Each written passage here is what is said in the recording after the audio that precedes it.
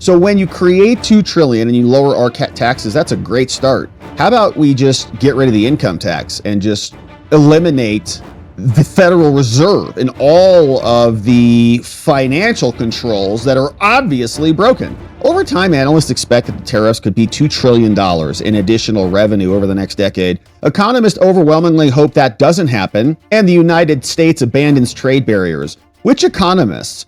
Are they the same economists that hang out with the intelligence experts who wrote that stupid letter? Is it the same economists that hang out when they're not hanging out with the intelligence people, with all of the scientists over at the CDC from COVID who did such a good job explaining everything to everybody? Or maybe they should go hang out with the climate scientists who also have predicted we're going to die every 10 years for the last 30 years. I think this is addictive, says an economist. I think a source of revenue is very hard to turn away when the debt and the deficit are what they are. Yeah, how are they going to cancel them? They need the money.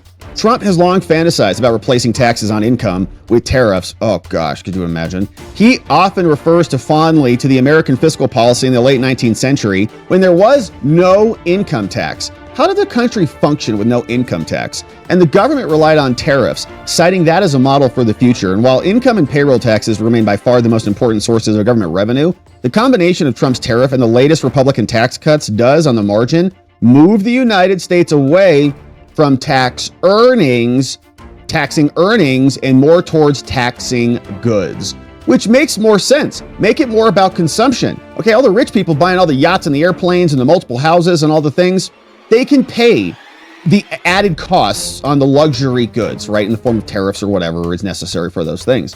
But to tax everybody's earnings just for earning money is theft.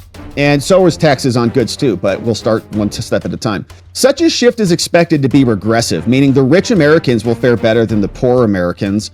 They say that's because cutting taxes on income does in general provide the biggest benefit to richer people who earn more money, obviously. But if they're also spending that money on goods and services because they have it, that is better than that money going to the government coffers, because the American people, the public, the free market, if it's left to be free and not meddled with the government, has the proper incentives to have a compound effect of that dollar in a way that the federal government does not, because they're incompetent. It just goes to AIDS doctors over in the sub-Sahara.